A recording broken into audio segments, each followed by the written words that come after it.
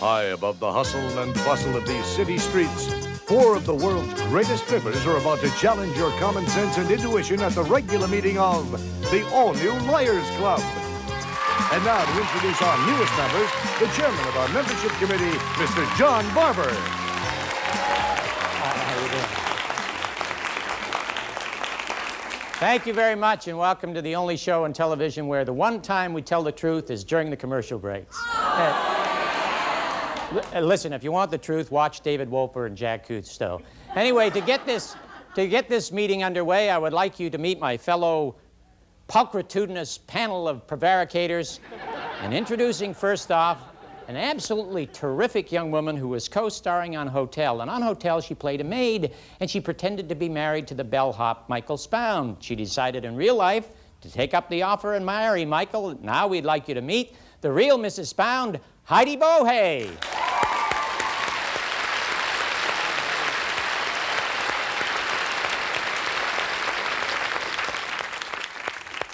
Our next prevaricator is one of the funniest stand-up comedians in America. As a matter of fact, he's the only stand-up comedian who can do a stand-up impression of bubblegum. Ladies and gentlemen, the co-star of Just the 10 of Us from ABC, Bill Kirchenbauer.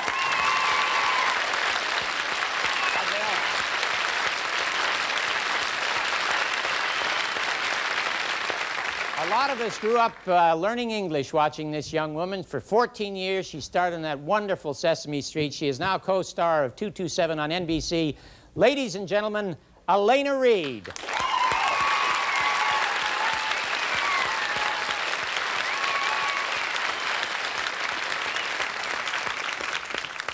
And now we would like you to meet the chairman of the board, the one man who can control all these liars, Richard Nixon. No, excuse me. Ladies and gentlemen, Eric Borden.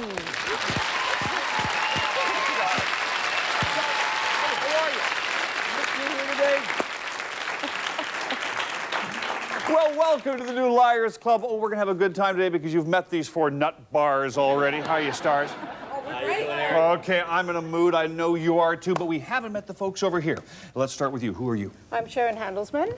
And Sharon, what do you do? I am a full-time mummy of two and a part-time market researcher. Now, that does indeed keep you busy. Mummy and marketing at the same time. That's right. All right, and you are? Shirley. Shirley. Knopp. And what do you do, Shirley? I dabble in archaeology. You dabble in archaeology? Dabble. Oh, Dabble okay. in Okay, archaeology. just fooling around in archaeology. I like that. We'll talk about old times later on. And, sir, you are? Ron Abbott. And Ron, what do you do? And I'm a housewife and a mother of three. Yeah, okay, I'll buy that. I'll buy that.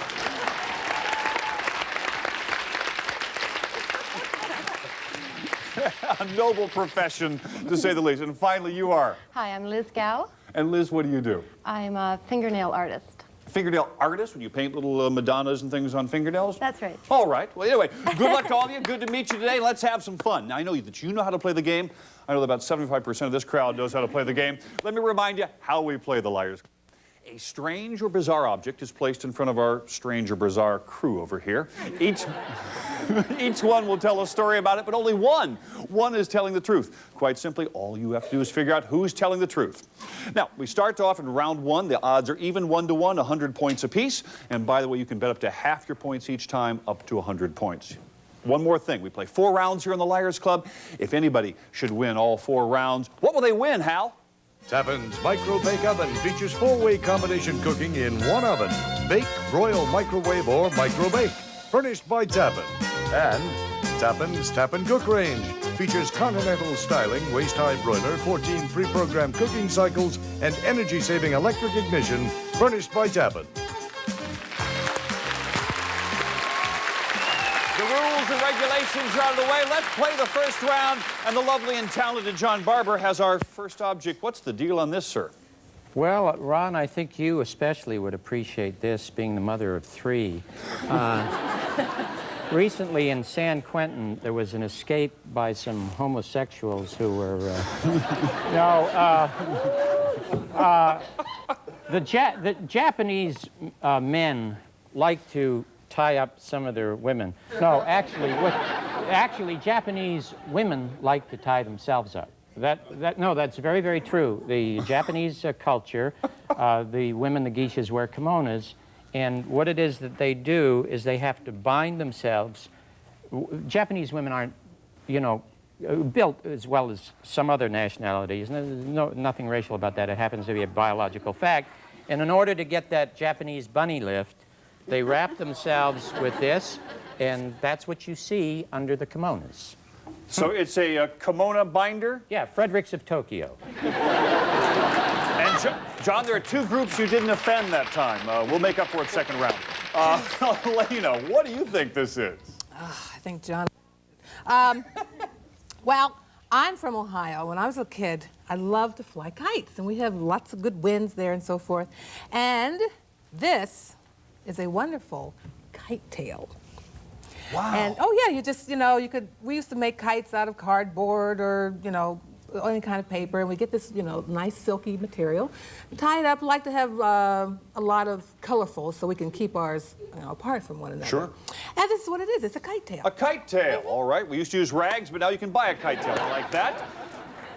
Bill Kirkenbauer, what do you think this is, sir? Well, it's a wooden box with wheels on it. No.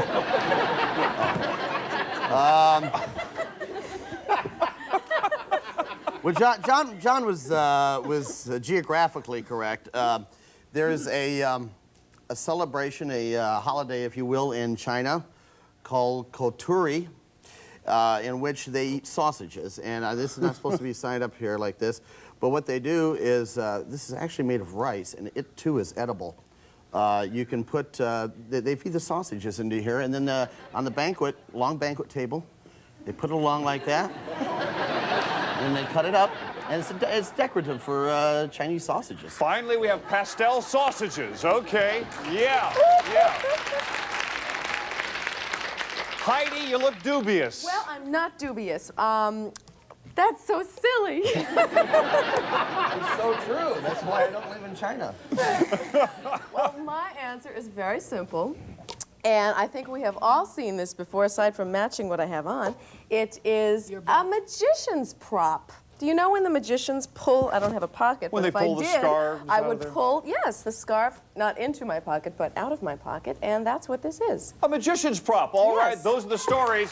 Believe it or not, somebody's telling the truth. We'll find out in a moment. Please place your bets over here while I remind everybody what our stars have told us. John said it was a geisha corset binder.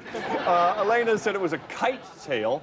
The old Buckeye told us that. Hey. Bill said it's a Chinese sausage maker, and Heidi said a magician's prop. All right, we'll find out in just a moment as soon as we find out how you bet. Sharon, first round, odds are 1-to-1. You bet? 10. 10 points. All right, Shirley. That is a tricky one, isn't it? All right. You bet? 20 points. Ron? 30. 30. And Liz? 20. 20. All right, the bets are in place. The stories have been told. All we have to do is find out what it is. And I haven't got a clue. That's why I'm holding this. I'm playing along with you, by the way. It is, for wrapping around the bosom and the beneath the kimono, it's a geisha corset. John was telling the truth. Never in a million years will I guess John. Sharon, if you've got John here, you win 10 points. You picked John, 10 points for you. Shirley wins 20 points if it says John. It does say John. Well played, well played. Ron bet 30 on Heidi. Oh, nice fooling there. Liz bet 20 on Elena. Oh, you thought it was a kite thing too. Don't worry. Hey, we got a good game going. We'll come right back and play round 2 right after this.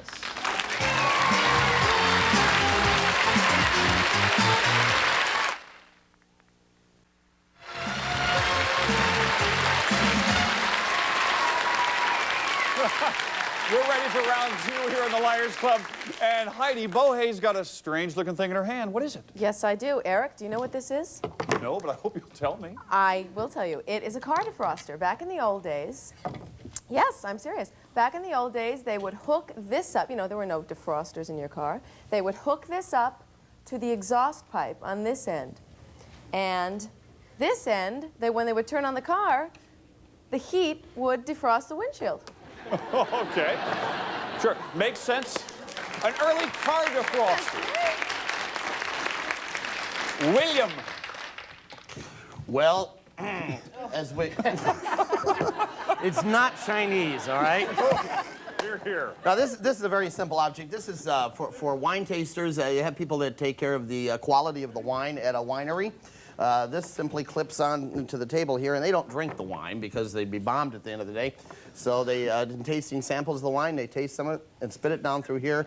This goes into a bucket or wherever you want it to go.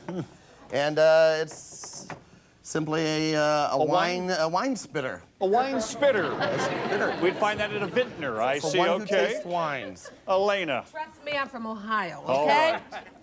right. This summer, I recently did something I've always wanted to do, and that was go on a cruise. Yeah. And on the cruise, they had a nice little museum there, and I saw one of these. I went to the Virgin Islands. It was very tasteful. This, in the old days, used to be a boat intercom, so the captain could speak to, you know, the crew down in the engine room there, and they just put it down, you know, in the little hole and so forth, and that's what it is. You can't go any faster. But I want to go faster, you know, and that's what it is. Intercom. All right, It's a I'll buy boat that. intercom. I'll buy that. She may be lying, though, I warn you. No, I'm telling the truth. Oh, fine, fine. Okay. No, it was not an intercom. It's George Bush's hearing aid. You shouldn't have picked Dan Quill. Actually, you all know what a chauffeur is. No, that's not a fellow who drives a car. When the Muslims are called to pray in Mecca, they use a ram's horn. It's called a shofar. This is not Chinese, Bill. This is a Tibetan shofar when they are called to prayer, and this varies the pitch.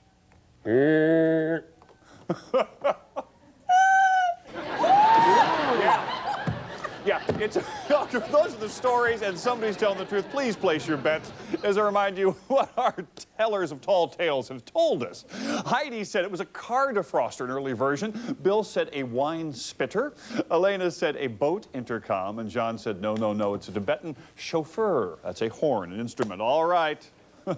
I don't know what it is. Let's find out. Mark, this is 2-1, by the way, round 2. Let's see what happens here. We're set. Sharon, you're betting? A whole hog, 20. 20. You could win 40. Shirley's betting? And 40. 40. Ron's betting? 20. 20. And Liz is betting? 40. 40. Okay. What do you think it is at home? You got it? Do you know what it is? I never in a million years would have thought it was a car defroster. You hook one end of the exhaust, hold it over the window. You were looking for a bet on Heidi. I guess it was before they found that monoxide poisoning was bad. All right, well, we're looking for a vote on Heidi. Sharon bet 20 points. If you're right, you win 40. If you said Heidi, you said Elena. I'm sorry. Shirley bet 40 on, with her head in her hands, on Bill. No. Ron bet 20 on I got this one. Elena. No, but we're looking for Heidi. That's the problem. Liz bet 40 on Elena. Oh, did you fool him this time? Hey, we're going to play more rounds when we come back. A lot more madness when the Liars Club continues.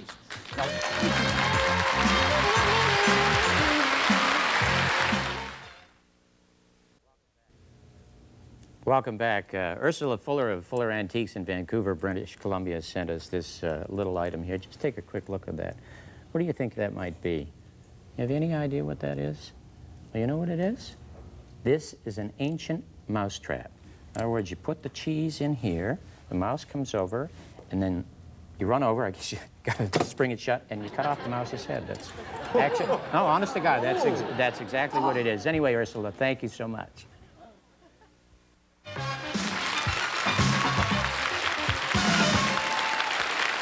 Oh, we have a good game going here, and it's fiercely fought. And by the way, round 3 is now 5-1 odds. You can quintuple your points, and that's good news for you, Ron, okay? Don't worry. All right, we go over to John. What the heck is this thing? This comes from the Love Shop in, no, actually the most important part, one of the most important elements in the space program happens to be the valves in the rockets. And at 300 degrees minus Celsius, they have to separate the hydrogen, the liquid hydrogen. And this is manufactured by Morton Thiokol. This is part of the valve unit. This is ceramic. Costs $4,000 for that little Ooh, item. be careful with that. A valve for a spaceship, possibly. Elena. This, I'm gonna be brief, is a foot massager. Trust me. No, really. This is a foot massager, and you put your foot on it, and you do like that, and that's what it is. And that's all I have to say. Thank you very much. A $4,000 foot massager? No.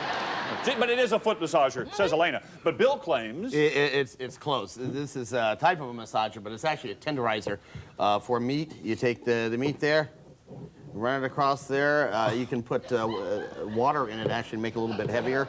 And it's a meat tenderizer. A meat tenderizer, all right. Don't have to pour that stuff on it. Now you can do it manually. Heidi. This is a little $2 hors d'oeuvre table, and you put it on the table and you put the toothpicks in these little holes and you put your little pieces of cheese and your little olives, and when people come by they pick them off like that. So like an hors d'oeuvre tree? Yes. Okay, for serving hors d'oeuvres. Well, we'll find out in a moment. Please place your bets as I remind everybody what our stars have told us. John said it's a valve for a spaceship. Elena said a foot massager. Bill said no, a meat tenderizer. And Heidi said an hors d'oeuvre tree, a device for displaying hors d'oeuvres. Who knows? Let's find out how you're betting. Remember, it's 5-1 this time. Sharon, you're betting 20 points. 20. You could win 100. Shirley's in place here. She's betting 20. Ron, 10. You reckless fool. Can't help it. All right. Liz is betting 20. All right. Let's find out what this little thing is. I thought it was a hair spool or something like that. But it's not. It is, holy cow, a foot massager. Elena was telling the truth. Elena said it was a foot massager. That's what we're looking for. Sharon, if Elena's behind here, you can win 100 points. You bet on Elena. You've got 100. Shirley bet 20 on Heidi. Oh, that was a good story, the hors d'oeuvres. You could win 50. Ron bet on Bill. We'll explain how the game works for him. Liz bet 20 on Elena. All right. So, at the end of round 3, Sharon's the lead, followed by Liz, and we're going to continue for an amazing final round here on the Liars Club when you come back.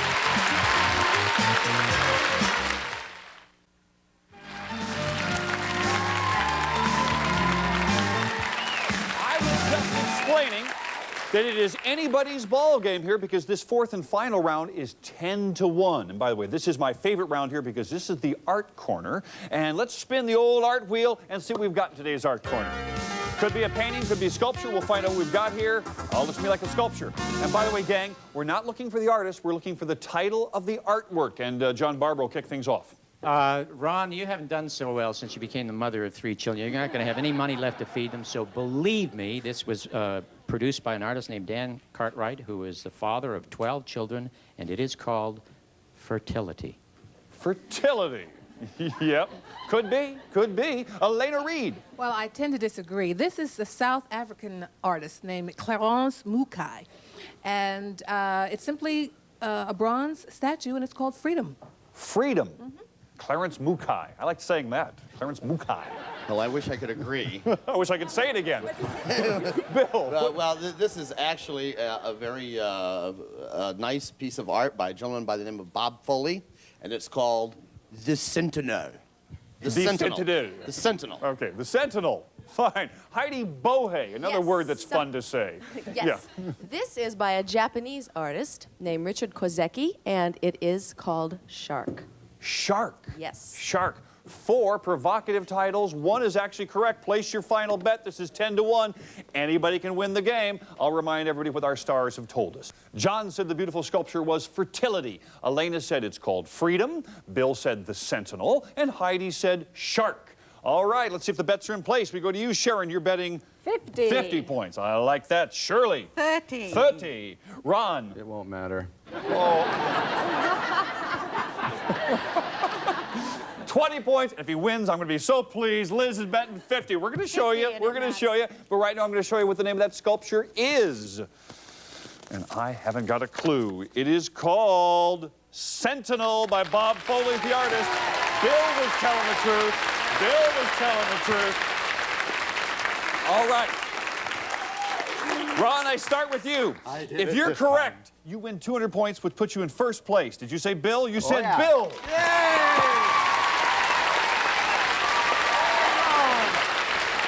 Don't get so excited, because if Shirley's correct, she wins 300. No, she said Heidi. I'm so sorry. We go over to Liz. She was in second place before. You win 500 points if you said Bill. You said Bill. 500 points there. Right now, Liz is in first place.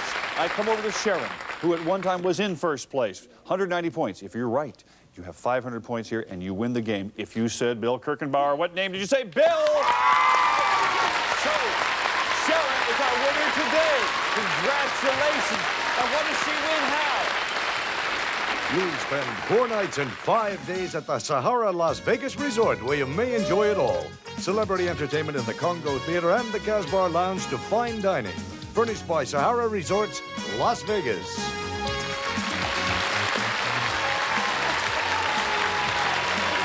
All right, Sharon.